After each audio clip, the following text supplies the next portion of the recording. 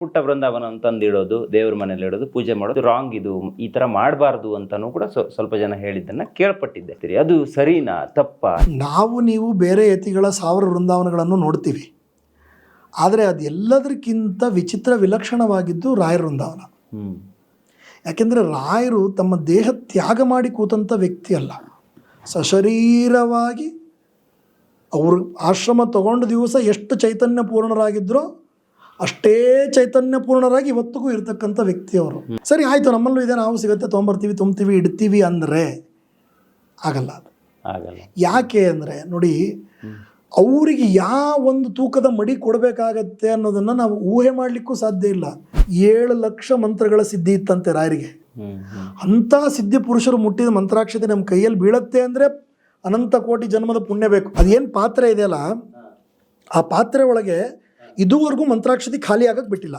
ಮಧ್ವಾಚಾರ್ಯರಿಂದ ಶುರುವಾದ ಮಂತ್ರಾಕ್ಷತೆನೇ ನಿಮಗೆ ಇವತ್ತಿಗೂ ಮಂತ್ರಾಲಯದಲ್ಲಿ ಮಾಧ್ವಪೀಠಾಧಿಪತಿಗಳಿಗೆ ಕೊಡೋ ಎಲ್ಲ ಮಂತ್ರಾಕ್ಷತೆಯು ಮಧ್ವಾಚಾರ್ಯ ಕೊಟ್ಟ ಮಂತ್ರಾಕ್ಷತೆಯೇ. ಅಲ್ಲಿಂದ ರಾಯರಿಗೆ ಬಂದು ರಾಯರಂಥ ಮಹಾಮಹಿಮರು ಆ ಮಂತ್ರಾಕ್ಷತೆ ಮುಟ್ಟಿ ಅದರ ಒಂದು ಶೇಷಾವಸ್ಥೆ ಉಳಿದು ಉಳಿದು ಉಳಿದು ಉಳಿದು ಇವತ್ತಿನ ಸ್ವಾಮಿಗಳವರೆಗೂ ಬಂದಿದೆ. ಕೆಲವರಿಗೆ ಅದು ಇರುತ್ತೆ, ನಾನು ತಲೆ ಮೇಲೆ ಹಾಕೊಂಡ್ಬಿಟ್ಟಿದ್ದೀನಿ, ನಮಸ್ಕಾರ ಮಾಡಿದಾಗ ಬಿದ್ದುಬಿಡುತ್ತೆ, ಬಿದ್ದರೆ ಕಾಲಲ್ಲಿ ತುಳಿತೀವಿ, ಅದು ಯಾವಾಗಲೂ ಶಿರೋಮಾನ್ಯ. ಇವತ್ತು ತಲೆ ಮೇಲೆ ಹಾಕ್ಕೊಂಡಾಗ ಆ ಎನರ್ಜಿ ನಿಮ್ಮಲ್ಲಿ ಬಂದುಬಿಡುತ್ತೆ. ನೀವು ಮನೆ ಒಳಗೆ ಯಾವ ಉದ್ದೇಶದಿಂದ ತರ್ತಿರೋ ಆ ಉದ್ದೇಶ ಈಡೇರೋವರೆಗೂ ಆ ಎನರ್ಜಿ ಇದ್ದೇ ಇರುತ್ತೆ. ರಾಯರಿಗೆ ನೈವೇದ್ಯ ಮಾಡಬೇಕು ಕೂಡ ರಾಘವೇಂದ್ರ ತೀರ್ಥ ಗುರು ಅಂತರ್ಗತ ಭಾರತೀಯ ರಮಣ ಮುಖ್ಯ ಪ್ರಾಣ ಅಂತರ್ಗತ ಸೀತಾಪತಿ ಶ್ರೀರಾಮಚಂದ್ರಾಯ ನಮಃ ಅಂದೇ ಸಮರ್ಪಣೆ ಮಾಡಬೇಕು. ಅದಾದಮೇಲೆ ಅದನ್ನು ರಾಯರಿಗೆ ಸಮರ್ಪಣೆ ಮಾಡಿ ನಾವು ಪ್ರಸಾದ ಅಂತ ತಗೋಬೇಕು.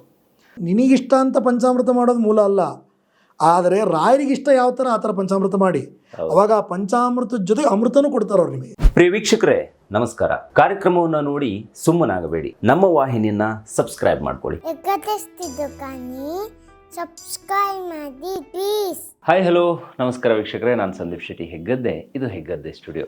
ವೀಕ್ಷಕರೇ, ರಾಘವೇಂದ್ರ ಸ್ವಾಮಿಗಳ ಬಗ್ಗೆ ನಾವು ಒಂದಿಷ್ಟು ತಿಳ್ಕೊತಾ ಇದ್ವಿ. ರಘುವಂಶದ ಇಂದ್ರ ಅಂದರೆ ರಾಘವೇಂದ್ರ ಅಂತ ಹೇಳಿ. ಸೊ ಆ ಹೆಸರನ್ನು ಯಾಕೆ ಇಟ್ಟಿದ್ದಾರೆ ಅಂತ ಹೇಳಿದ್ರೆ ಅದಕ್ಕೆ ಅಷ್ಟು ಪವರ್ ಇದೆ. ಅದೊಂದು ರಾಮನ ಹೆಸರು ಅನ್ನುವಂಥದ್ದು ನಮಗೆ ಹಿಂದಿನ ಎಪಿಸೋಡ್ಗಳಲ್ಲಿ ನಾವು ರಾಯರ ಬಗ್ಗೆ ತಿಳ್ಕೊಂಡಾಗ ಅದ್ರ ಬಗ್ಗೆ ಗೊತ್ತಾಗಿತ್ತು. ನನಗೆ ನೋಡಿ, ಇದೊಂದು ಕೋಇನ್ಸಿಡೆಂಟು ಏನೋ ಗೊತ್ತಿಲ್ಲ, ಈ ರಾಯರ ಬಗ್ಗೆ ವಿಶೇಷ ಕಾರ್ಯಕ್ರಮಗಳನ್ನು ಮಾಡುವಾಗ ನನಗೆ ಅನೇಕ ಜನ ಮೇಧಾವಿಗಳು ಸಿಕ್ಕಿದ್ರು. ಈ ಸಲ ನಮಗೆ ರಾಯರ ಬಗ್ಗೆ ಮಾತಾಡೋದಕ್ಕೆ ನಮ್ಮ ಪಾಡ್ಕಾಸ್ಟ್ನಲ್ಲಿ ಭಾಗಿಯಾಗಿರೋದು ಇವ್ರ ಹೆಸರು ಕೂಡ ರಾಘವೇಂದ್ರ ಅಂತ ಹೇಳಿ. ಸೊ ಡಾಕ್ಟರ್ ರಾಘವೇಂದ್ರ ಎಸ್ ಕುಲಕರ್ಣಿಯವರು ಇವತ್ತಿನ ನಮ್ಮ ಪಾಡ್ಕಾಸ್ಟ್ ಕಾರ್ಯಕ್ರಮದಲ್ಲಿ ಜಾಯ್ನ್ ಆಗಿದ್ದಾರೆ. ಗುರುಗಳೇ, ಕಾರ್ಯಕ್ರಮಕ್ಕೆ ಆತ್ಮೀಯ ಸ್ವಾಗತ. ನಿಮ್ಮ ಹೆಸರು ಕೂಡ ರಾಘವೇಂದ್ರ ಅಂತಿದೆ. ಬಹುಶಃ ಇದಕ್ಕೂ ಏನಾದರೂ ಕತೆ ಇರಬಹುದಾ ಅಂತ, ಅಂದರೆ ನಿಮ್ಮ ಮನೆಯಲ್ಲಿ ಅಪ್ಪ ಅಮ್ಮನ ಹರಕೆ ಏನಾದರೂ ಇತ್ತಾ, ಇಲ್ಲ ಅದೇ ಹೆಸರನ್ನ ಇಟ್ರಾ, ಹೇಗೆ ಅನ್ನೋದು ನನಗೆ ಗೊತ್ತಾಗ್ತಿಲ್ಲ, ಹಂಗಾಗಿ ಕೇಳ್ತಾ ಇದ್ದೀನಿ. ಒಂದು ಐತಿಹ್ಯ ಈ ವಿಚಾರದಲ್ಲಿ ನಾನು ಹೇಳಬೇಕು ಅಂದರೆ, ರಾಯರಲ್ಲಿ ಅತ್ಯಂತ ಶ್ರದ್ಧೆ ಮಾಡಿದ ವ್ಯಕ್ತಿ ನಮ್ಮ ತಂದೆ.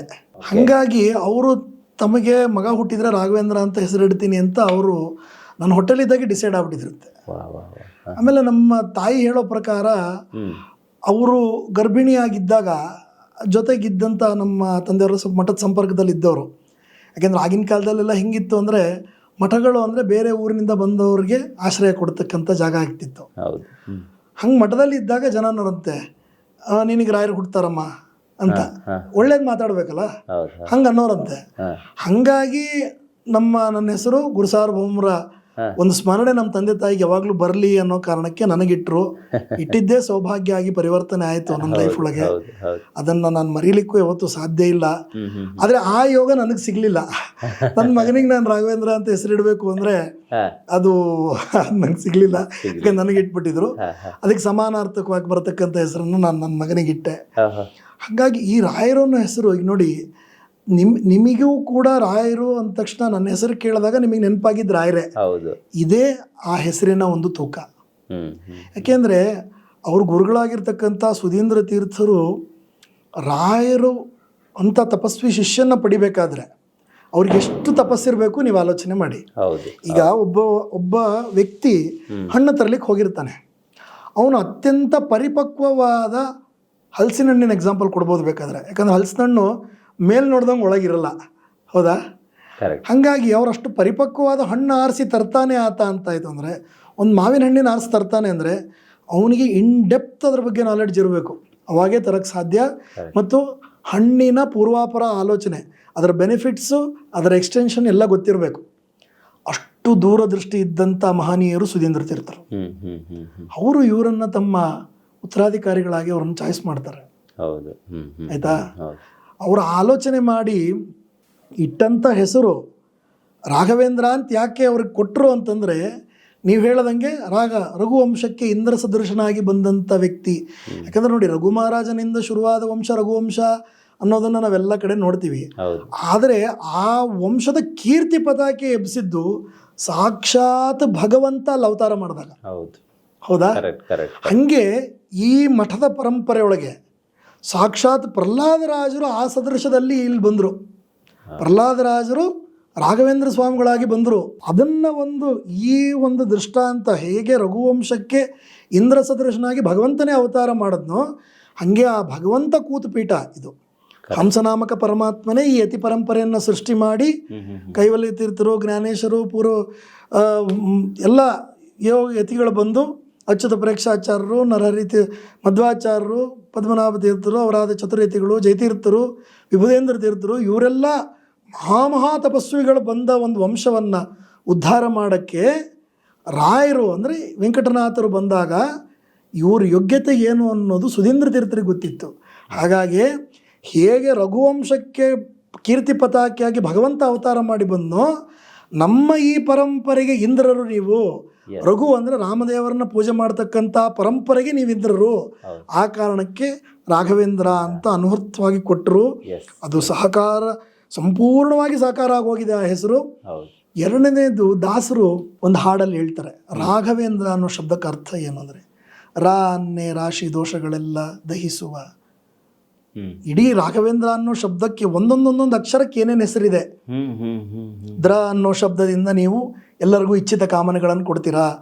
ಅನ್ನೋ ಶಬ್ದಗಳಿಂದ ಅಗಳನ್ನು ತೆಗಿತೀರಾ. ಅನ್ನೋ ಶಬ್ದದಿಂದ ರಾಶಿ ದೋಷಗಳನ್ನು ನಾಶ ಮಾಡ್ತೀರಾ. ಎಂಥ ತೂಕ ನಿಮ್ಮದು. ಹಾಗಾಗಿ ಗುರು ರಾಘವೇಂದ್ರರ ಚರಣ ಕಮಲವನ್ನು ಸ್ಮರಿಸುವ ಮನುಜರಿಗೆ ಅಂಥವ್ರು ಯಾರು ಅಂಥ ರಾಘವೇಂದ್ರರ ಚರಣ ಕಮಲ ಸ್ಮರಣೆ ಮಾಡಿದರೆ ದುರಿತ ದುಷ್ಕೃತ ಎಲ್ಲ ಓಡೋಗ್ಬಿಡ್ತಾರೆ. ಟಕ ಟಕ ಟಕ. ಕರಿ ಅಂದರೆ ಆನೆ, ಅದು ಸಿಂಹ ಬಂದಾಗ ಹೇಗೆ ಓಡೋಗುತ್ತೋ, ರಾಯರು ರಾಘವೇಂದ್ರ ಅಂತ ಹೆಸರು ಹೇಳಿದರೆ ಅವರ ದುರಿತ ಕಾನೂನದೊಳಗಿರ್ತಕ್ಕಂಥ ಕರ್ಮ ಅನ್ನೋ ಆನೆ ಓಡೋಗ್ಬಿಡುತ್ತಂತೆ. ರಾಘವೇಂದ್ರ ಅನ್ನೋ ಹೆಸರಿಗೆ ಅಷ್ಟು ದೊಡ್ಡ ತೂಕ. ಇತ್ತೀಚಿನ ದಿನದಲ್ಲಿ ರಾಯರ ಬೃಂದಾವನವನ್ನ ಮನೆಯಲ್ಲಿಡುವಂಥ ಒಂದು ಪರಿಪಾಠ ಸೋಷಿಯಲ್ ಮೀಡಿಯಾದಲ್ಲಿ ಜಾಸ್ತಿ ಆಗ್ತಾ ಇದೆ. ಈ ಸೋಷಿಯಲ್ ಮೀಡಿಯಾದಲ್ಲಿ ನಾನು ತುಂಬ ರೀಲ್ಸ್ಗಳನ್ನೆಲ್ಲ ನೋಡಿದಾಗ ಆ ಪುಟ್ಟ ಬೃಂದಾವನ ತಂದಿಡೋದು, ದೇವ್ರ ಮನೇಲಿ ಇಡೋದು, ಪೂಜೆ ಮಾಡೋದು, ನಾನು ಯಾರೋ ಒಬ್ಬರ ಹತ್ರ ಕೇಳ್ತಿರ್ಬೇಕಾದ್ರೆ ಇದು ರಾಂಗ್, ಇದು ಈ ಥರ ಮಾಡಬಾರ್ದು ಅಂತಲೂ ಕೂಡ ಸ್ವಲ್ಪ ಜನ ಹೇಳಿದ್ದನ್ನು ಕೇಳ್ಪಟ್ಟಿದ್ದೆ. ಇದ್ರ ಬಗ್ಗೆ ನೀವೇನು ಹೇಳ್ತೀರಿ? ಅದು ಸರಿನಾ ತಪ್ಪಾ ಹೇಗೆ ಅಂತ? ನೋಡಿ, ಪ್ರತೀಕ ಅನ್ನೋದು ಯಾವ ಥರ ಇರುತ್ತೆ ಅನ್ನೋದ್ರ ಮೇಲೆ ಡಿಪೆಂಡ್ ಆಗುತ್ತೆ. ಈಗ ನಾವು ನಮ್ಮ ಪೂರ್ವಿಕರೆಲ್ಲ ರಾಯರು ಅಂದಾಗ ವೃಂದಾವನದ ಚಿತ್ರಕ್ಕೆ ಮಹತ್ವ ಕೊಟ್ಟರು. ಹೌದು, ರಾಯರ ಸ್ವರೂಪ ಹೀಗಿದೆ ಅಂತ. ಇಲ್ಲಿ ಏನಾಗುತ್ತೆ, ನಾವು ಅದನ್ನೊಂದು ಪ್ರತಿಮೆ ರೂಪಕ್ಕೆ ತಂದಾಗ ಅಥವಾ ಅದನ್ನೊಂದು ವೃಂದಾವನ ರೂಪಕ್ಕೆ ತಂದಾಗ ಕೇವಲ ಆ ಪ್ರತೀಕ ಇದ್ದರೆ ಅದು ರಾಯರಾಗಲ್ಲ.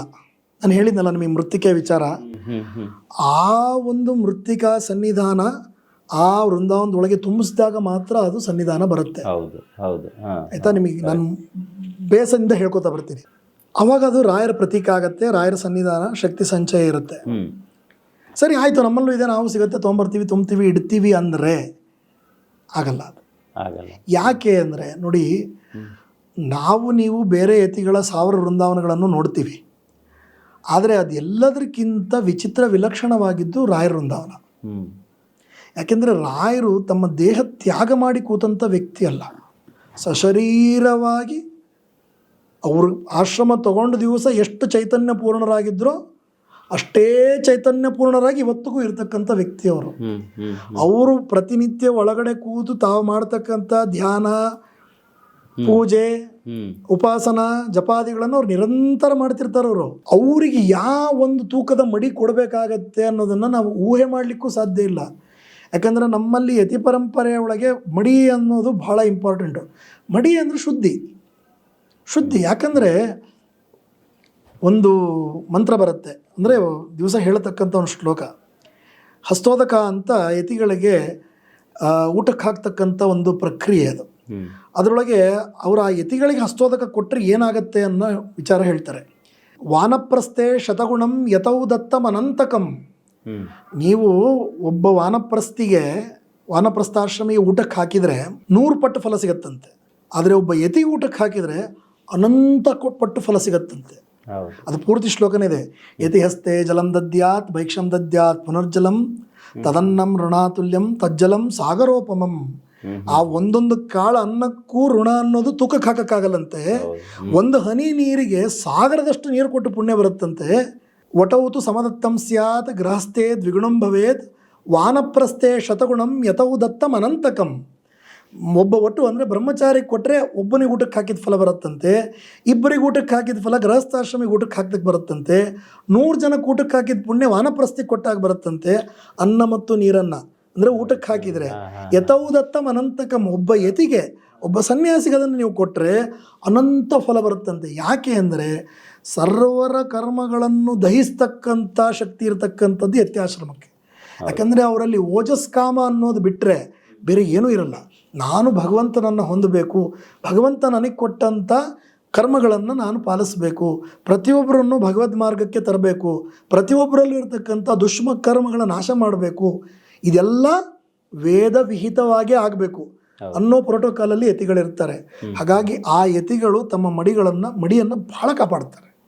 ಅಂಥದನ್ನು ನಾವು ನಮ್ಮ ಮನೆಯಲ್ಲಿ ಅದನ್ನು ಸಂವಿಧಾನ ಪರಿಕಲ್ಪನೆ ಮಾಡ್ತೀವಿ ಅಂದರೆ ಅದು ಭಾಳ ದೂರದ ಮಾತು. ಹೌದು ಹೌದು. ಸರಿ ಆಯಿತು, ನೀವು ಈ ಥರ ಅಂದರೆ ರಾಯರ ಉಪಾಸನೆ ಮಾಡೋರಿಗೆ ತೊಂದರೆ ಆಗತ್ತಲ್ಲ, ಮಾಡಬೇಡ ಅಂತ ಯಾರೂ ಹೇಳಿಲ್ಲ. ಫೋಟೋ ಇಟ್ಕೊಳ್ಳಿ, ಹೂ ಹಾಕಿ, ಒಂದು ನೈವೇದ್ಯ ಮಾಡಿ. ಫಸ್ಟು ಗುರುಗಳು ಒಳಗಿರ್ತಕ್ಕಂಥ ರಾಮದೇವರಿಗೆ ಮಾಡಿ, ಆಮೇಲೆ ಅದನ್ನು ಗುರುಗಳಿಗೆ ಮಾಡಿ. ಯಾಕಂದರೆ ಯತಿಗಳದ್ದೊಂದು ನಿಯಮ ಇರುತ್ತೆ, ಪ್ರತಿಯೊಬ್ಬರಿಗೂ ಆ ನಿಯಮ ಇದೆ, ಪಾಲಿಸೋರು ಕಮ್ಮಿ ಆಗಿದ್ದಾರೆ ಅಷ್ಟೇ. ದೇವತೆಗೆ ಸಮರ್ಪಣೆ, ಭಗವಂತನಿಗೆ ಸಮರ್ಪಣೆ ಆಗದಿರೋ ವಸ್ತುವನ್ನು ಯತಿಗಳು ಗ್ರಹಣ ಮಾಡಲ್ಲ. ಅದು ವಸ್ತ್ರದಿಂದ ಹಿಡ್ಕೊಂಡು ಊಟದವರೆಗೂ ಎಲ್ಲ. ಅವ್ರು ತಾವು ಉಟ್ಕೊಳ್ಳೋ ಬಟ್ಟೆ ಹೊಸದಾಗಿ ತಂದಾಗ ಮೊದಲು ಅವ್ರು ಅದನ್ನು ತಮ್ಮ ದೇವರಿಗೆ ಸಮರ್ಪಣೆ ಮಾಡಿ ಕೃಷ್ಣಾರ್ಪಣ ಅಂದ್ಬಿಟ್ಟು ತಾವು ಹಾಕೋತಾರೆ. ದೇವರ ಪ್ರಸಾದ ಅಲ್ಲದ ಒಂದು ವಸ್ತುವನ್ನು ಅವ್ರು ಉಪಯೋಗಿಸಲ್ಲ. ಹಾಗಾಗಿ ನಾವು ರಾಯರಿಗೆ ನೈವೇದ್ಯ ಮಾಡಬೇಕು ಕೂಡ ರಾಘವೇಂದ್ರ ತೀರ್ಥ ಗುರು ಅಂತರ್ಗತ ಭಾರತೀಯ ರಮಣ ಮುಖ್ಯ ಪ್ರಾಣ ಅಂತರ್ಗತ ಸೀತಾಪತಿ ಶ್ರೀರಾಮಚಂದ್ರಾಯ ನಮಃ ಅಂದೇ ಸಮರ್ಪಣೆ ಮಾಡಬೇಕು. ಅದಾದಮೇಲೆ ಅದನ್ನು ರಾಯರಿಗೆ ಸಮರ್ಪಣೆ ಮಾಡಿ ನಾವು ಪ್ರಸಾದ ಅಂತ ತಗೋಬೇಕು. ನನ್ನ ಮನಸ್ಸೋ ಇಚ್ಛೆ ನನಗೆ ಮಾಡೋಕ್ಕೆ ಬಂದ ಅಡುಗೆಗೆಲ್ಲ ನಾನು ಮಾಡ್ತೀನಿ, ಇದೆಲ್ಲ ರಾಯರ ವೃಂದಾವನದ ಜೊತೆ ಪ್ರತೀಕ ಜೊತೆ ಮಾಡ್ತಕ್ಕಂಥ ಕೆಲಸ ಅಲ್ಲ. ಯಾಕೆ ನೋಡಿ, ಮಾಡಬಾರ್ದು ಅಂತ ಹೇಳ್ತಿಲ್ಲ, ಆದರೆ ಅವ್ರಿಗೆ ಅವ್ರದ್ದೇ ಆದ ಪ್ರೋಟೋಕಾಲ್ಸ್ ಇದೆ. ಅವರು ಸನ್ಯಾಸಿಗಳು, ಅವ್ರು ತಾವು ತಗೊಳ್ಳೋ ವಿಚಾರಕ್ಕೆ ಭಾಳ ಪರ್ಟಿಕ್ಯುಲರ್ ಇರ್ತಾರೆ. ಈಗ ಅವ್ರ ಪ್ರೋಟೋಕಾಲ್ ಥರ ನಾವು ಇದ್ಬಿಟ್ರೆ ನಮಗೆ ಜಾಸ್ತಿ ಅನುಗ್ರಹ ಮಾಡ್ತಾರೆ. ಇಲ್ಲ ರೀ ನನಗಿಷ್ಟ ಅಂತ ಪಂಚಾಮೃತ, ನಿನಗಿಷ್ಟ ಅಂತ ಪಂಚಾಮೃತ ಮಾಡೋದು ಮೂಲ ಅಲ್ಲ, ಆದರೆ ರಾಯರಿಗಿಷ್ಟ ಯಾವ ಥರ ಆ ಥರ ಪಂಚಾಮೃತ ಮಾಡಿ. ಅವಾಗ ಆ ಪಂಚಾಮೃತದ ಜೊತೆಗೆ ಅಮೃತನೂ ಕೊಡ್ತಾರೆ ಅವ್ರು ನಿಮಗೆ. ಈ ಪಂಚಾಮೃತ ಇವತ್ತು ತಗೋತೀವಿ, ಅದು ಟೇಸ್ಟ್ ಮುಗೀತಂದ್ರೆ ಮುಗೀತು, ಹಳೇದಾಗಿದೆ ಕುಡಿಬೇಡ ಅಂತ ನಾವೇ ಹೇಳ್ತೀವಿ, ಹೌದಾ? ಆದರೆ ಅಮೃತ ಕೊಟ್ಟರೆ ರಾಯರು ನನಗಲ್ಲ, ನನ್ನ ಅನಂತ ಕೋಟಿ ಪೀಳಿಗೆಗೆ ಸಿಗುತ್ತೆ ಅದು. ಹಾಗಾಗಿ ಅವ್ರಿಗೆ ಕೊಟ್ಟಿರ್ತಕ್ಕಂಥ ಏನು ಆಚರಣೆ ಅದರಲ್ಲಿ ಮಾಡಿದರೆ ರಾಯರ ಫಲ ಅನಂತಕಂ ಯತೌ ದತ್ತಂ ಅನಂತಕಂ. ನೀವು ಕೊಟ್ಟಿದ್ದು, ನೀವು ಮಾಡಿದ ಸೇವೆಗೆ ಅನಂತ ಪಟ್ಟು ಫಲ ಸಿಗುತ್ತೆ. ನೀವು ಇವತ್ತು ಒಂದು ಕೆಲಸ ಕೇಳ್ಕೊಂಡು ಅವ್ರ ಹತ್ರ 1000 ಕೆಲಸ ಸಿಗುತ್ತೆ ನಿಮಗೆ. ಹಾಗೆ ಆ ಫಲ ಬೇಕು ಅಂದರೆ ನಾವು ಆ ಒಂದು ಪ್ರೋಟೋಕಾಲ್ ಪಾಲಿಸಿದರೆ ಮಾತ್ರ ಅನುಕೂಲ. ಸ್ಟೋನ್ ಪೌಡ್ರಿಂದ ಬಂದಿರತಕ್ಕಂಥ ವೃಂದಾವನಗಳು ಅದು ಇದು ಎಲ್ಲ ನಾನು ಸಾಕಷ್ಟು ನೋಡಿದ್ದೀನಿ. ಆದರೆ ನನ್ನದು ಅಷ್ಟು ಊರ್ಜಿತ ಅಲ್ಲ ಅದು. ಹೌದು, ಅಷ್ಟು ಊರ್ಜಿತ ಅಲ್ಲ. ಅಷ್ಟೇ ಮಡಿ ಮೈಲಿಗೆ ಎಲ್ಲವನ್ನ ನಾವು ಫಾಲೋ ಮಾಡಬೇಕು. ಹೌದು, ನೀವು ಅವ್ರ ಸನ್ನಿಧಾನ ಚಿಂತನೆ ಅಂದ್ರೆ ಲೈವ್. ಅವ್ರು ಬರ್ತಾರೆ ನಿಮ್ಮಲ್ಲಿಗೆ, ಅಲ್ಲಾಗಿ ನಾವು ಬಂದಾಗ ನಿಮಗೆ ಶುದ್ಧಿ ಅನ್ನೋದು ಇರಬೇಕು. ಅವರ ವೃಂದಾವನ ಸನ್ನಿಧಾನಕ್ಕೆ ಬಂದು, ಈಗ ನನ್ನ ಮನೆಯೊಳಗೆ ಒಂದು ವೃಂದಾವನ ಇದೆ, ಒಳಗಡೆ ಬಾಗಿಲು ಹಾಕಿದ್ದೀನಿ, ವೃಂದಾವನನ್ನು ಒಂದು ಪೆಟ್ಟಿಗೆಯಲ್ಲಿ ಇಟ್ಟಿದ್ದೀನಿ. ರಾಯರನ್ನ ಪೆಟ್ಟಿಗೆ ಒಳಗಿಟ್ಟು ಬಾಗಿಲು ಹಾಕಿ ಮೇಲೆ ನಾನು ದೇವ್ರ ಮನೆ ಬಾಗಿಲು ಹಾಕ್ಕೊಂಡು ಹೊರಗಡೆ ಕೂತ್ಕೊಂಡು ನಾನು ತಿನ್ನಬಾರ್ದು ವಸ್ತು ತಿಂತಾ ಇದ್ರೆ ರಾಯರಿಗೆ ಅಪಚಾರ ಮಾಡ್ದಂಗೆ ತಾನೆ. ಖಂಡಿತ. ಮತ್ತೆ ಯಾಕೆ ಬೇಕು ಅದು ನಮಗೆ? ಹೌದು ಹೌದು ಅಲ್ವಾ? ನಾನು ಅದೇ ಹೇಳ್ತಿರೋದು. ನಮ್ಮ ಈಗಿನ ಪೀಠಾಧಿಪತಿಗಳು ಸುಬುಧೇಂದ್ರ ತೀರ್ಥರನ್ನು ನೀವು ಮನೆಗೆ ಕರೆಸಿ ರಾಮದೇವ್ರ ಪೂಜೆ ಮಾಡಿದಾಗ ಏನೆಲ್ಲ ಪ್ರೋಟೋಕಾಲ್ಸ್ ಪಾಲಿಸ್ತಿರೋ ಅದೇ ಪ್ರೋಟೋಕಾಲ್ಸು ನೀವು ರಾಯರಿಗೂ ಪ್ರತೀಕ ಇಟ್ಟಾಗೂ ಪಾಲಿಸ್ಬೇಕು. ಅವಾಗ ಅನಂತ ಫಲ. ಕರೆಕ್ಟ್. ಇಲ್ಲರಿ ನಾವು ಅವ್ರಿಗೆ ಮರ್ಯಾದೆ ಕೊಡ್ತೀವಿ, ಇದಕ್ಕೆ ನಮಗೆ ತಿಳಿದಂಗೆ ಮಾಡ್ತೀವಿ ಅಂದರೂ ಆಗಲ್ಲ. ಇದನ್ನು ಮಾಡ್ತೀವಿ, ನಾವು ಅವ್ರ ದರ್ಶನಕ್ಕೆ ಹೋಗಲ್ಲ, ಅವಸರ ಅಂತ ಬಂದ್ಬಿಡ್ತೀವಿ, ಅವ್ರ ಮಂತ್ರಾಕ್ಷತೆ ನಿಲ್ಲಕ್ಕೆ ಪುರ್ಸೊತ್ತಿಲ್ಲ, ಇದಾಗೋದೇ ಇಲ್ಲ. ಕರೆಕ್ಟ್. ಅವರು ಊರಲ್ಲಿಲ್ವಾ? ಯಾಕಂದರೆ ಅವ್ರು ಸಾಕಷ್ಟು ಕಡೆ ನಮ್ಮ ಸ್ವಾಮಿಗಳು ಅಡ್ಡಾಡ್ತಾನೆ ಇರ್ತಾರೆ. ಅವ್ರು ಹೋಗದೇ ಇರೋ ಊರಿಲ್ಲ, ಉದ್ಧಾರ ಮಾಡದೇ ಇರೋ ಜನ ಇಲ್ಲ. ಆಯಿತಾ. ಇಲ್ಲ ಅಂದಾಗ ಮಾತು ಬೇರೆ, ಆದರೆ ಅವ್ರು ಇದ್ದು ಅವರು ಮಂತ್ರಾಕ್ಷತೆ ಕೊಡೋಕ್ಕೆ ಅವ್ರು ರೆಡಿ ಇದ್ದಾಗ ನಾವು ನಮ್ಮ ಕೆಲಸ ಅಂತ ಬಂದರೆ ಅದು ಪೂರ್ಣ ಆಗಲ್ಲ. ಅದು ಆದರೆ ಹಾಗೆ ಬಂದೀವಲ್ಲ ನಾವು ಸಾಕಷ್ಟು ಸಲ, ಒಂದೆಲ್ಲ ಕೆಲಸ ಆಗಿದೆಯಪ್ಪ ಅಂತ ನಾವು ಹೇಳೋ ಜನ ಇದ್ದಾರೆ. ನನ್ನ ಹತ್ರ ಇದು ಮಾತಾಡಿದ್ದಾರೆ ಎಷ್ಟೋ ಜನ. ಆದರೆ ಒಂದು ದಿವಸ ನೀವು ಆ ಮಂತ್ರಾಕ್ಷತೆ ಇಸ್ಕೊಂಡ ಮೇಲೆ ಕೆಲಸ ಆಗುವಂಥ ಟೈಮು ಬರುತ್ತೆ. ಅದನ್ನು ಬರೋಕ್ಕೆ ಬಿಟ್ಕೋಬಾರ್ದು ನಾವು ಅಷ್ಟೇ. ಕರೆಕ್ಟ್. ಅದನ್ನು ಬರೋಕ್ಕೆ ಬಿಟ್ಕೋಬಾರ್ದು. ನಾವು ರಾಯರಲ್ಲಿ, ರಾಯರ ವೃಂದಾವನದಲ್ಲಿ, ರಾಯರ ಗ್ರಂಥಗಳಲ್ಲಿ ಎಷ್ಟು ನಾವು ಭಕ್ತಿ ಶ್ರದ್ಧೆಗಳನ್ನು ಇಡ್ತೀವೋ ಅದನ್ನ ಪೀಠಾಧಿಪತಿಗಳಲ್ಲೂ ರಾಯರನ್ನೇ ಕಾಣಬೇಕು. ಫೋರ್ಸ್ಫುಲಿ ಅಲ್ಲ, ಇದು ಲೈವ್ ಇದೆ. ಇದು ಈಗ ನೋಡಿ, ಒಂದು ಪೋಸ್ಟ್ ಅಂತ ಇರುತ್ತೆ. ಆ ಪೋಸ್ಟಿಗೆ ಒಬ್ಬ ವ್ಯಕ್ತಿ ಬರಬೇಕಾದ್ರೆ ಅವನಿಗೆ ಅಷ್ಟೇ ಕ್ರೈಟೀರಿಯಾಗಳು ಇರಬೇಕು ಅಂತ ಇರುತ್ತೆ. ಅವತ್ತು ಆ ಕ್ರೈಟೀರಿಯಾಗಳು ಇದ್ದಿದ್ದಕ್ಕೆ ಗುರುಸಾರ್ವಭೌಮರು ಆ ಪೀಠಕ್ಕೆ ಬಂದ್ರ. ಇವತ್ತು ಅಷ್ಟೇ ಕ್ರೈಟೀರಿಯಾ ಇರೋದಕ್ಕೆ ಈ ಸ್ವಾಮಿಗಳಲ್ಲಿ ಕೂತಿದ್ದಾರೆ. ಹೌದು. ಅಲ್ಲಿಗೆ ರಾಯರಲ್ಲಿ ವ್ಯತ್ಯಾಸ ಎಲ್ಲಿ ಉಳಿತು ನಮಗೆ? ರಾಯರು ತಮ್ಮ ಸಂಪೂರ್ಣ ಸನ್ನಿಧಾನ ಸುಬುಧೇಂದ್ರ ತೀರ್ಥರಲ್ಲಿ ಇಟ್ಟಿದ್ದಾರೆ ಅನ್ನೋ ಕಾರಣಕ್ಕೇ ಅವ್ರು ಆ ಪೀಠದಲ್ಲಿರೋದು. ಅಲ್ಲಿಗೆ ಅವರೇ ರಾಯರು ನಮಗೆ. ನಾವು ಅವರಲ್ಲಿ ಹೋಗಿ ಸ್ವಾಮಿ ನಾವು ಈ ಥರದ ಕಷ್ಟದಲ್ಲಿ ಬಂದಿದ್ವಿ, ರಾಯರ ಹತ್ರ ಹೋದರೆ ಒಳ್ಳೇದಾಗತ್ತೆ ಅಂದರು, ನಿಮ್ಮ ಆಶೀರ್ವಾದ ಆಗಬೇಕು ಅಂದರೆ ಅವಾಗೇನೋ ಅವ್ರು ಆಶೀರ್ವಾದ ಮಾಡ್ತಾರಲ್ಲ, ನಿಮಗೆ ಲೈವ್ ರಾಯರ ಆಶೀರ್ವಾದ ಮಾಡ್ದಂಗೆ. ಯಾಕಂದರೆ ಅವ್ರು ರಾಯರನ್ನ ಹೊರತುಪಡಿಸಿ ನಿಮಗೆ ಆಶೀರ್ವಾದ ಮಾಡಲ್ಲ. ಕರೆಕ್ಟ್. ಎಷ್ಟು ಇನ್ವಾಲ್ವ್ ಇದ್ದಾರೆ ನಮ್ಮ ಸ್ವಾಮಿಗಳು ಅಂತಂದರೆ ಅವರ ಆ ಪ್ರಾರ್ಥನೆ ಬಗ್ಗೆನೇ ಹೇಳುತ್ತೆ ನಿಮಗೆ. ಈಗ ಅಷ್ಟು ಒತ್ತಡ, ಮಂತ್ರಾಲಯಕ್ಕೆ ಬರೋ ಭಕ್ತರುಗಳನ್ನು ನೋಡಬೇಕು, ಆ ಭಕ್ತರಿಗೆ ವ್ಯವಸ್ಥೆಗಳನ್ನು ನೋಡಬೇಕು, ದಿವಸ ಆಗ್ತಕ್ಕಂಥ ಮಠದ ಸಂಪ್ರದಾಯೋಚಿತವಾದ ಕರ್ತವ್ಯಗಳನ್ನು ನೋಡಬೇಕು, ಇದ್ರ ಜೊತೆಗೆ ಅವರ ಆರೋಗ್ಯ ನೋಡ್ಕೋಬೇಕು. ಇಷ್ಟೆಲ್ಲದರೂ 24 ತಾಸಲ್ಲೇ ಆಗಬೇಕು. ಆಯಿತಾ? ಇಷ್ಟೆಲ್ಲದ್ರ ಮಧ್ಯೆನೂ ಆ ಒಂದು ಮಠದ ಸಿದ್ಧಾಂತಕ್ಕೆ ಸ್ವಲ್ಪವೂ ಕೂಡ ಚ್ಯುತಿ ಬರದೇ ಇರೋಂಗೆ ಅಷ್ಟೇ ನಿಷ್ಠೆಯಿಂದ ಮೂಲರಾಮಾರ್ಚನೆ ಮಾಡೋ ಕೆಪಾಸಿಟಿ ಬರುತ್ತೆ ಅಂದರೆ ಅಲ್ಲಿ ರಾಯರ್ ಕೂತು ಪೂಜೆ ಮಾಡಿದಾಗ ಮಾತ್ರ ಬರುತ್ತೆ. 100%. ಹೌದಾ? ಇದಕ್ಕಿಂತ ಎಕ್ಸಾಂಪಲ್ಲೇ ಬೇಡ ಅಲ್ವಾ? ರಾಯರು ಇವರನ್ನು ಆರಿಸಿದ್ದಾರೆ ಅಂದರೆ ಅವರೇ ರಾಯರು. ಕರೆಕ್ಟ್. ಹೌದಾ? ಹೌದೌದು, ಅಷ್ಟೇ. ಎಷ್ಟು ನೀವು ನೋಡಿ, ಸುಮ್ಮನೆ ನೋಡಿ, ಅಭಿವೃದ್ಧಿ ಅನ್ನೋ ಮಾತು ಬಂದಾಗ ರಾಯರು ಆ ಕಾಲದಲ್ಲಿ ಏನೆಲ್ಲ ರೆವಲ್ಯೂಷನ್ಸ್ ಅಂತ ತಂದರು. ಯಾಕಂದ್ರೆ ನಮ್ಮ ರಾಯರು ಯಾಕೆ ಇವತ್ತು ಲೋಕಮಾನ್ಯರಾಗಿದ್ದಾರೆ, ಲೌಕಿಕರಿಗೆ ಉತ್ತರ ಕೊಡೋದಾದರೆ, ಅಥವಾ ಈ ಆಧ್ಯಾತ್ಮ ನಂಬದೇ ಇರೋ ವ್ಯಕ್ತಿಗಳು, ರಾಯರು ಎಷ್ಟು ರೆವಲ್ಯೂಷನ್ಸ್ ಅಂತಂದರು, ರಾಯರು ಎಷ್ಟು ವಿದ್ಯಾರ್ಥಿಗಳನ್ನು ಉದ್ಧಾರ ಮಾಡಿದರು, ರಾಯರು ಎಷ್ಟು ಜ್ಞಾನವನ್ನು ಜನಕ್ಕೆ ಹಂಚಿದ್ರು. ಶಿವಾಜಿ ಜೊತೆಗೆ ಅವರು ಭೇಟಿಯಾದಾಗ ಅವರು ಕೊಟ್ಟಂಥ ಮಾತುಗಳು ಎಂಥ ಒಳ್ಳೆಯದು. ಅವ್ರು ಭೇಟಿ ಮಾಡಿದಂಥ ಕುಂಭಕೋಣಂ ಅರಸರ ಮೇಲೆ ಅವ್ರು ಮಾಡಿರ್ತಕ್ಕಂಥ ಆಶೀರ್ವಾದ ಎಷ್ಟು. ಇದೆಲ್ಲ ಮತ್ತು ನಾನು ಹೇಳ್ತಾ ಇರೋ ಮಾತು ಅಥವಾ ಒಬ್ಬ ಯಾರ ರಾಯರ ಭಕ್ತ ಹೇಳ್ತಾನೆ ಅನ್ನೋ ಮಾತಲ್ಲ, ಇದೆಲ್ಲ ಕೋಡಿಫೈ ಆಗಿದೆ, ಬರೆದಿಟ್ಟಿದ್ದಾರೆ ಇದನ್ನು, ಅವ್ರು ಎಲ್ಲೆಲ್ಲಿ ಏನೇನು ಮಾಡಿದ್ದಾರೆ ಅನ್ನೋದು. ಅದೇ ರಿಫ್ಲೆಕ್ಷನ್ ಈ ಸ್ವಾಮಿಗಳಲ್ಲಿ ನೀವು ನೋಡ್ತಾ ಇದ್ದೀರಾ. ಹಂಗೆ ಒಂದೇ ಕ್ರಿಯೆ ಮಾಡೋಕ್ಕೆ ಸಾಧ್ಯ ಎಲ್ಲರೂ? 2025ರಲ್ಲಿ ಹೇಗೆ ಮಾಡ್ತಾರೆ ಅದೇ ಕ್ರಿಯೆಗಳನ್ನು? ಇವರು ಅದೇ ಮಾಡಿದರು. ಅವ್ರು ಎಲ್ಲಿ ದಿಗ್ವಿಜಯಕ್ಕೆ ಹೋಗ್ತಾರೆ, ಎಲ್ಲಿ ಯಾರ ಮನೆಗೆ ಭಿಕ್ಷೆ ಹೋಗ್ತಾರೆ, ನೀವು ಆ ಭಿಕ್ಷಾ ಮಾಡಿಸಿದ ವ್ಯಕ್ತಿಗಳ ಅನುಭವಗಳನ್ನು ಕೇಳಿ, ಗುರುಸಾರ್ವಭೌಮರು ಕೂತು ಪೂಜೆ ಮಾಡ್ದಂಗೆ ಅನ್ಸುತ್ತೆ ನಮಗೆ ಅಂತಾರೆ. ನಾವು ಹಂಗೆ ತಿಳ್ಕೊಂಡ್ರೆ ಮಾತ್ರ ರಾಯರ ಅನುಗ್ರಹ ಆಗೋದು. ನೀವು ಯಾವ್ಯಾವ ವಿಧಾನದಲ್ಲಿ ನೋಡಿ, ಆಯ್ತಾ? ಮತ್ತು ಇದೆಲ್ಲದನ್ನು ಸರಿ ಯಾವತ್ತು ನೀವು ಬಂದು ಸೇವಾ ಮಾಡಿ, ಇದೆಲ್ಲದನ್ನು ಅವ್ರು ಹೇಳಲ್ಲ, ಮಾಡ್ತಾರೆ. ಸ್ವಾಮಿಗಳು ಮಾಡ್ತಾರೆ ಇದನ್ನು. ನಾನು ಪೀಠದಲ್ಲಿದ್ದೀನಿ, ನಾನು ಪೀಠಾಧಿಪತಿ, ನನಗೆ ಒತ್ತಡ ಜಾಸ್ತಿ, ಅವ್ರು ರಾಯರಿಗೆ ಪ್ರದಕ್ಷಿಣೆ ಹಾಕ್ತಾರೆ. ಯೋಚನೆ ಮಾಡಿ, ಇಷ್ಟೆಲ್ಲ ಒತ್ತಡದ ಮಧ್ಯೆ ಅವರಿಗೆ ಏಕಾಂತ ಸಮಯ ಯಾವಾಗ ಸಿಗಬೇಕು, ಅವ್ರು ಯಾವಾಗ ಪ್ರದಕ್ಷಿಣೆ ಹಾಕಬೇಕು, ಆದರೂ ಸಾಧಿಸ್ತಾರೆ ಅದನ್ನು. ಅಷ್ಟು ಜಪಗಳನ್ನು ಮಾಡ್ತಾರೆ, ಅಷ್ಟು ಪೂಜೆ ನಡೆಯುತ್ತೆ, ರಾತ್ರಿ ಪೂಜೆ ಆಗುತ್ತೆ ರಾಯರಿಗೆ. ಎಷ್ಟೇ ಒತ್ತಡ ಇದ್ದರೂ ರಥದಲ್ಲಿ ರಾಯರು ಕೂತಾಗ ಸ್ವಾಮಿಗಳು ಬರ್ತಾರೆ. ಆಯಿತಾ? ರಾತ್ರಿ ಮಹಾಮಂಗಳಾರತಿ ಟೈಮಲ್ಲಿ ಸ್ವಾಮಿಗಳು ಬರ್ತಾರೆ. ಆರಾಧನೆ ಅಂತೂ ಮಂತ್ರಾಲಯ ಮಲಗೋದೇ ಇಲ್ಲ. ಹೌದು, ಪೂರ್ತಿ ರೈಸಿಂದ ಡಾನ್ವರೆಗೂ ಸ್ವಾಮಿಗಳು ಎಲ್ಲ ಕಡೆ ಭಾಗಿಯಾಗಿರ್ತಾರೆ. ಹಂಗೆ ಒಬ್ಬ ವ್ಯಕ್ತಿ ಇರೋಕ್ಕೆ ಸಾಧ್ಯ? ನಮಗೆ ಸ್ವಲ್ಪ ಅಡ್ಡಾಡಿದ್ರೆ ಒಂಚೂರು ರೆಸ್ಟ್, ಒಂದು ಸ್ವಲ್ಪ ಗ್ಯಾಪ್ ತಗೊಳ್ಳೋಣ ಅಂತ ನಾವು ಕೇಳ್ತೀವಿ. ಅಂಥವ್ರು ಅಷ್ಟು ಕೆಲಸ ಮಾಡ್ಬೇಕಾದ್ರೆ ಅದು ರಾಯರ ಸನ್ನಿಧಾನ ಇದ್ದಾಗ ಮಾತ್ರ ಮಾಡೋಕ್ಕೆ ಸಾಧ್ಯ. ರಾಯರ ಮಂತ್ರಾಕ್ಷತೆಗೂ ಕೂಡ ಅಷ್ಟೇ ಪವರ್ ಇದೆ. ಸೊ ಮಂತ್ರಾಕ್ಷತೆಯ ಬಗ್ಗೆ ಹೇಳ್ಬೋದಾ ಅಂತ? ಈ ಮಂತ್ರಾಕ್ಷತೆಯ ಬೇಸು ನಾವು ತಗೊಂಡಾಗ ಇದರ ತಾಕತ್ತು ಅದು ಹೆಂಗೆ ಜಾಸ್ತಿ ಆಗ್ತಾ ಬಂದಿದೆ ಅಂದರೆ, ಈಗೇನು ನಾವು ಮಂತ್ರಾಕ್ಷತೆ ಇಸ್ಕೋತೀವಲ್ಲ, ನಮ್ಮ ಅದನ್ನ ಪೀಠಾಧಿಪತಿಗಳೇನು ನಮಗೆ ಬುಟ್ಟಿಯಿಂದ ತೆಗೆದು ಮಂತ್ರಾಕ್ಷತೆ ಹಾಕ್ತಾರಲ್ಲ, ಈ ಮಂತ್ರಾಕ್ಷತೆ ರಾಯರ್ಕಿಂತನೂ ಮುಂಚೆ ಇರೋ ಮಂತ್ರಾಕ್ಷತೆ, ಅದನ್ನು ಬೆಳೆಸ್ತಾ ಬಂದಿದ್ದಾರೆ. ಓಕೆ. ಮಧ್ವಾಚಾರ್ಯರಿಂದ ಶುರುವಾದ ಮಂತ್ರಾಕ್ಷತೆನೇ ನಿಮಗೆ ಇವತ್ತಿಗೂ ಮಂತ್ರಾಲಯದಲ್ಲಿ ಮಾಧ್ವ ಪೀಠಾಧಿಪತಿಗಳಿಗೆ ಕೊಡೋ ಎಲ್ಲ ಮಂತ್ರಾಕ್ಷತೆಯು ಮಧ್ವಾಚಾರ್ಯ ಕೊಟ್ಟ ಮಂತ್ರಾಕ್ಷತೆಯೇ. ಹೌದಾ? ಅದೇನು ಪಾತ್ರೆ ಇದೆಯಲ್ಲ, ಹಾಂ ಆ ಪಾತ್ರೆ ಒಳಗೆ ಇದುವರೆಗೂ ಮಂತ್ರಾಕ್ಷತೆ ಖಾಲಿ ಆಗಕ್ಕೆ ಬಿಟ್ಟಿಲ್ಲ. ರೈಟ್ ಫ್ರಮ್ ದಟ್ ಡೇ, ಅವತ್ತಿನಿಂದ ಇವತ್ತಿನವರೆಗೂ ಎಷ್ಟು ತಪಸ್ವಿಗಳು ಅದನ್ನು ಮುಟ್ಟಿರಬೇಕು ಲೆಕ್ಕ ಹಾಕಿ. ಅಲ್ಲಿಂದ ರಾಯರಿಗೆ ಬಂದು ರಾಯರಂಥ ಮಹಾಮಹಿಮರು ಆ ಮಂತ್ರಾಕ್ಷತೆ ಮುಟ್ಟಿ ಅದರ ಒಂದು ಶೇಷಾವಸ್ಥೆ ಉಳಿದು ಉಳಿದು ಉಳಿದು ಉಳಿದು ಇವತ್ತಿನ ಸ್ವಾಮಿಗಳವರೆಗೂ ಬಂದಿದೆ. ಹಾಗಾಗಿ ಆ ಮಂತ್ರಾಕ್ಷತೆಗೆ ಅಷ್ಟು ತೂಕ, ಅಷ್ಟು ತೂಕ.